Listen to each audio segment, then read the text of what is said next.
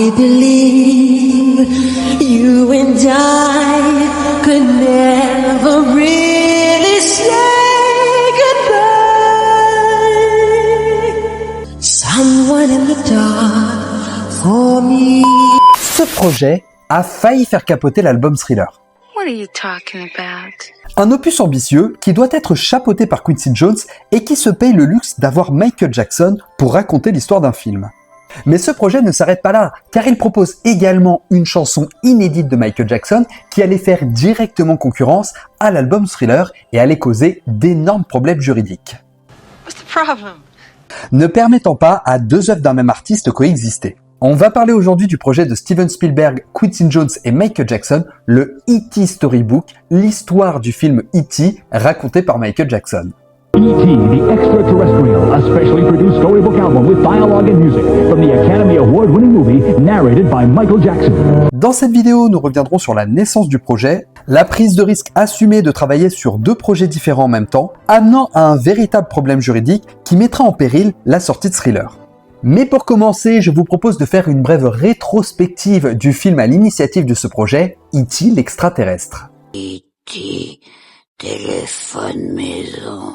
C'est sur le tournage de Rencontre du troisième type que Steven Spielberg réfléchit à son prochain film. Il discute de son futur projet avec le réalisateur François Truffaut, qui jouait d'ailleurs dans son film, celui-ci lui conseillant de réaliser un film dont les enfants pourraient être les héros.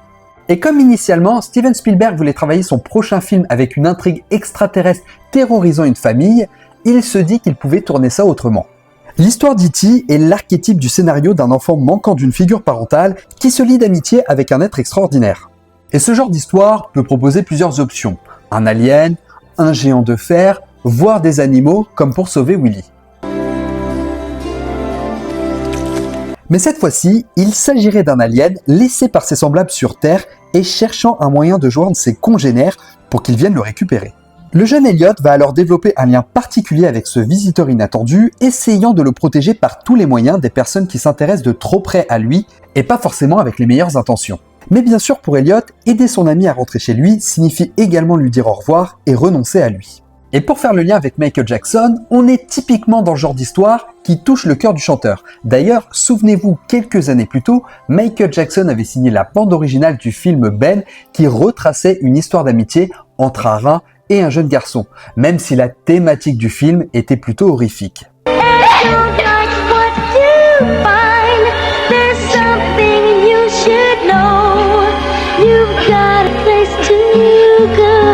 Le film de Spielberg sort le 11 juin 1982 et va être un véritable carton dans le monde entier, faisant de ce film un des plus importants du réalisateur. J'ai le pouvoir. Tu as le pouvoir absolu, oui! Et lorsqu'on a une créature fantastique en protagoniste d'un film à succès, il est évident qu'un merchandising va se développer, tel que des puzzles, des jeux vidéo, voire même des peluches. Mais Steven Spielberg a un autre projet en tête. Voulant toucher un jeune public, il envisage de faire un disque audio racontant l'histoire du film pour les enfants n'ayant pas eu la chance de découvrir le long métrage au cinéma.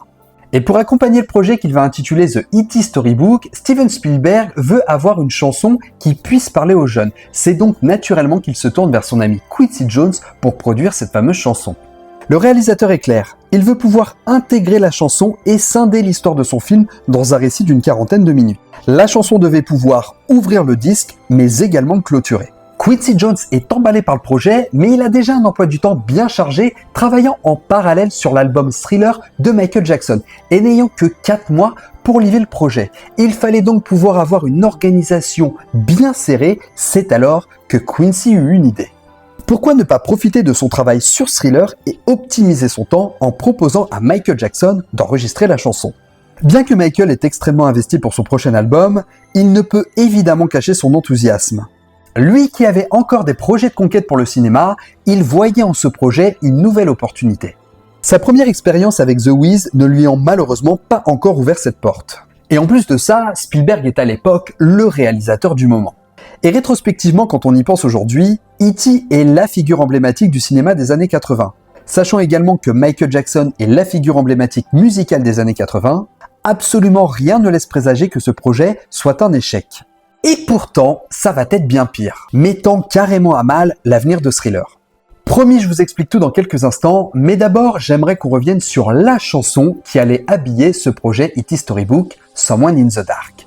When someone in the dark reaches out to you. Quincy Jones appelle son acolyte de toujours Rod Temperton pour l'écriture et la composition du titre. Il s'entoure également de Alan et Marilyn Bergman qui étaient loin d'être des inconnus dans le milieu cinématographique. Le couple célèbre pour avoir écrit ensemble la musique et les paroles de nombreuses productions télévisées, des productions cinématographiques, mais également des productions théâtrales célèbres. Ils vont également travailler avec bon nombre de grands artistes tels que Ray Charles, Frank Sinatra ou encore Fred Astaire. Les Bergman ont connu une carrière fructueuse récompensée par 4 Emmy, 3 Oscars et 2 Grammy. Ils font également partie du Songwriter Hall of Fame qui récompense les plus grands auteurs de musique. Et les enjeux pour Rod Temperton et les Bergman étaient de pouvoir créer une mélodie qui s'harmonise parfaitement avec la bande-son de John Williams. Les paroles de la chanson devaient bien évidemment faire comprendre à l'auditeur toute la complexité de l'histoire d'amitié entre E.T. et Elliot, variant entre l'enthousiasme de cette incroyable rencontre, mais également la déchirure émotionnelle de les voir se dire adieu. Et comme je vous le disais précédemment, la chanson devait pouvoir d'un côté ouvrir le storybook, mais également le clôturer. Temperton et les Bergman décident donc de scinder la chanson en 2 refrains et 3 couplets. Les 2 premiers mettant principalement en avant l'amitié qui lie Elliot et E.T. pour la version d'ouverture, dit opening version. Puis le dernier couplet allait se concentrer sur les adieux torturés de E.T. et Elliot, devenant ainsi la closing version, soit la version de fermeture. Et pendant qu'ils travaillent sur la chanson, toute l'équipe devenait obsédée par E.T. Matt Forger, un des ingénieurs du son, avait d'ailleurs déclaré « Nous étions tous devenus fans des Reese's Pieces, la friandise utilisée par Elliot pour attirer E.T. En fait, Bruce Whedon les alignait sur la console, la chaleur des machines les réchauffait un peu et ça leur donnait encore plus de goût. Steven Spielberg est en hésitation et envisage d'intégrer la chanson de Neil Diamond's Earthlights. Turn on your hot light in the middle of a young boy's dream. Mais par chance, Spielberg décide de se rendre à la session d'enregistrement de la chanson où il verra le trépied gagnant en action, c'est-à-dire Bruce Whedon, Quincy Jones et Michael Jackson. D'ailleurs, le batteur Ndugu Shankler avait assisté à l'enregistrement et se souvenait, il y avait Spielberg et Quincy Jones derrière la console. La salle de contrôle était éclairée, mais le studio était plongé dans le noir. Oui, on sait que Michael Jackson, de par sa timidité, préférait enregistrer ses chansons dans le noir.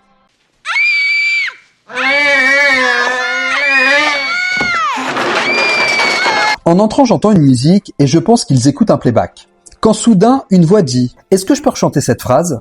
J'ai compris alors qu'il ne s'agissait pas d'un playback, mais que Michael était dans l'obscurité du studio et qu'il était en train d'enregistrer la prise vocale que je venais d'entendre. Et Steven Spielberg est conquis par la chanson. Il est d'ailleurs tellement conquis qu'il propose à Quincy Jones de produire l'intégralité du E.T. Storybook et à Michael Jackson d'en être le narrateur. Et les 2 remplis d'orgueil se regardent et acceptent avec grand plaisir de se lancer dans ce projet colossal. Et habités par l'enthousiasme de cette proposition, les 2 en oublient totalement qu'ils ont déjà un gros projet sur les bras. Surbookés par les sessions d'enregistrement pour Thriller, alors que Yetnikov, le patron d'Epic, leur met une pression monumentale pour livrer l'album. Et en plus de ça, un élément très important auquel les 2 artistes n'avaient pas pensé, c'est que Steven Spielberg était engagé avec la MCA Records pour distribuer l'opus. En gros, Michael Jackson s'engageait là dans un projet qui juridiquement allait poser beaucoup de problèmes. Le storybook devenait à ce moment-là une sorte d'œuvre gémellaire à Thriller qui allait réunir la même équipe et pour couronner le tout, même Dick Zimmerman qui avait créé la pochette de Thriller allait travailler sur les visuels du storybook. Ils organisent ainsi une nouvelle session de photos et Dick Zimmerman se souvenait encore, lorsque Michael a été engagé par Steven Spielberg pour raconter l'histoire de E.T., il a insisté pour que Steven m'engage également pour créer la pochette de l'album et l'affiche intérieure.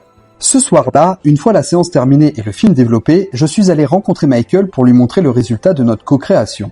Il était environ 1h du matin, nous avons visionné le film et après qu'il se soit détendu et que nous nous soyons mis à l'aise, il a commencé à me parler très franchement des médias et de leur négativité constante à son égard. Il venait de terminer une interview exclusive et estimait qu'il avait été extrêmement franc. Il m'a dit que même après la diffusion de l'interview, les médias avaient trouvé le moyen de le dénigrer.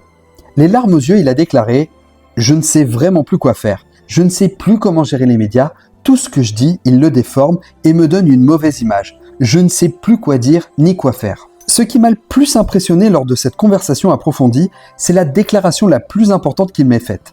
à savoir qu'il était extrêmement préoccupé par le bien-être des enfants et leur existence future sur cette planète. C'est par cette déclaration que je me souviendrai toujours de lui. Quincy Jones récupère les bandes originales de films et c'est à ce moment-là qu'il réalise la surcharge de travail qu'il allait avoir. Un travail colossal d'écriture consistant à synthétiser un film de 2 heures dans un récit d'à peu près 40 minutes. Quincy Jones se donne donc à fond pour le projet, obligé de s'impliquer trop succinctement sur Thriller, mettant à mal certaines sessions de travail. Et pour Michael, c'est pareil. Même si l'on sent la joie que lui procure l'élaboration de ce projet dans sa narration, le travail sur cet opus nécessite de reporter les sessions d'enregistrement pour Thriller. Il leur faudra à peu près 6 semaines pour livrer le projet finalisé et prêt à être édité. Il était temps maintenant de régler la question juridique et d'annoncer la chose à Yetnikov. Bon, je viens tout de suite, merci. De son côté, la MCA se montre laxiste, n'ayant pas pris le soin d'appeler la maison concurrente pour savoir si la présence de Michael Jackson sur le projet serait un problème. Relevant d'ailleurs presque d'une sorte de mépris pour le chanteur. Considérant que le nom clé du projet est bien sûr celui de Spielberg. Mais d'un autre côté, la MCA était bien consciente du succès de Michael Jackson avec Off the Wall et savait pertinemment que Yetnikov n'allait pas lâcher son poulain si facilement. Et ce qui devait arriver arriva. Yetnikov, mis au courant du projet, ne perd pas de temps à discuter et saisit le tribunal de New York pour intenter un procès à MCA. Légitimé par son contrat avec le chanteur, celui-ci ne pouvant exploiter de projet musical ailleurs que chez Epic. Mais Quincy Jones défend le projet et demande à son ami Clarence Avant de servir de médiateur entre les deux maisons de disques. Spielberg de son côté, fuyant tout cet aspect juridique, préférant laisser ses avocats gérer le dossier. Il ne voulait pas se mettre à deux le PDG de la MCA, Sid Sheinberg. Les négociations sont difficiles et la MCA envoie déjà des 45 tours de Someone in the Dark aux radios. Ce qui jette un peu plus d'huile sur le feu, Yetnikov réclamant près de 500 000 $ de dommages et intérêts et l'annulation totale du projet. Mais après plusieurs semaines et du temps perdu par Quincy Jones, qui pendant les négociations n'est pas présent pour travailler ni sur Thriller ni sur le storybook, un accord est enfin trouvé. CBS est d'accord pour que la MCA exploite le storybook à hauteur de 500 000 copies avec la possibilité d'exploiter l'image de Michael Jackson dans un cadre limité. Cependant, la MCA doit annuler la promotion du titre Someone in the Dark et la commercialisation du 45 tours déjà envoyé aux radios du pays. Ce qui explique d'ailleurs pourquoi le 45 tours de Someone in the Dark est extrêmement difficile à trouver pour les collectionneurs. Upstairs and laid him down on the bathroom floor. Now was the time to tell Mom. Le E.T. Storybook voit finalement le jour le 7 novembre 1982 avec un coffret comportant le disque, le livret de présentation du film, accompagné d'un poster du cliché de Dick Zimmerman. Et dans la continuité de son jumelage avec Thriller, il va gagner en 1984 le Grammy Award du meilleur album pour enfants, la soirée où Michael Jackson avait raflé près de 7 statuettes rien que pour Thriller. The winner is E.T., the extraterrestrial, Michael Jackson, Quincy Jones, album producer.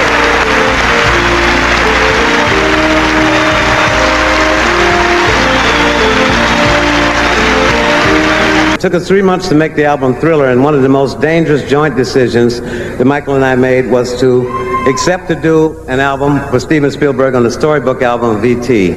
I'm most proud of this one, honestly, and because I think children are a great inspiration, and this album is not for children, it's for everyone, and I'm so happy and I'm so proud, and I just say thank you so much.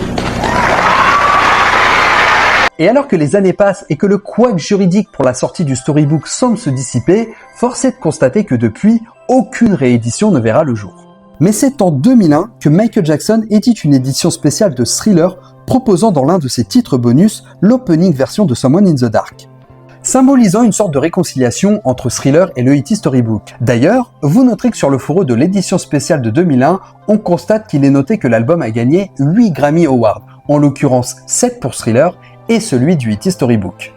Le nombre 8 étant légitimé par la présence de Someone in the Dark. Promise me.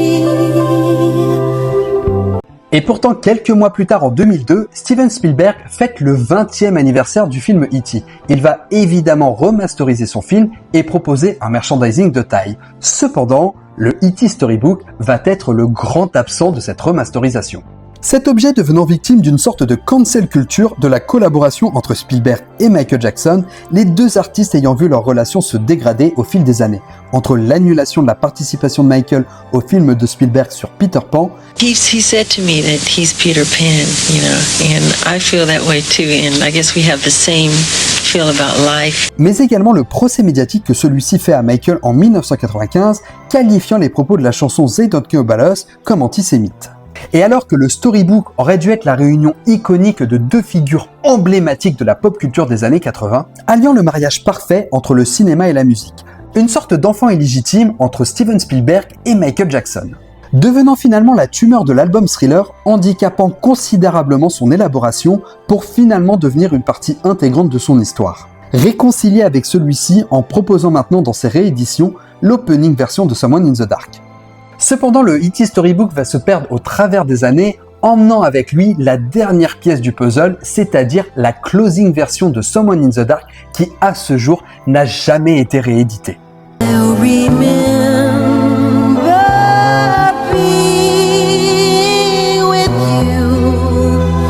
Ce qu'on peut dire, c'est que le E.T. Storybook est devenu, après 40 ans, une pièce maîtresse dans l'œuvre de Michael Jackson. Un des objets de collection les plus convoités par les collectionneurs les plus aguerris. Et avant de terminer cette vidéo, je tiens à vous signifier que au moment où je tourne, nous sommes le 4 novembre 2024 et c'est aujourd'hui que nous apprenons la disparition de Quincy Jones. Et je tenais absolument à lui rendre hommage, sachant qu'il a été une pierre angulaire dans la carrière de Michael Jackson. C'est à lui qu'on doit entre autres le travail sur Thriller et sur l'œuvre de laquelle on parle aujourd'hui, c'est-à-dire le E.T. Storybook. Et je voulais encore une fois remercier Quincy Jones pour tout ce qu'il a apporté à la musique. Et c'est là-dessus que nous clôturons cette vidéo. Merci beaucoup de l'avoir suivi jusqu'au bout. N'hésitez pas à liker, partager, c'est ce qui aide le plus la chaîne. Dites-moi dans les commentaires ce que vous pensez du E.T. Storybook. Et bien sûr, vous pouvez devenir membre soutien et avoir accès à du contenu en avant-première. Je tiens à remercier plus particulièrement Richard Lecoq qui m'aide à chaque fois dans toutes les vidéos que je vous propose. D'ailleurs, pensez à vous abonner pour ne pas rater les prochaines. Sur ce, moi je vous laisse. Ciao les amis. Though you're gone, star far away, each time I see a rainbow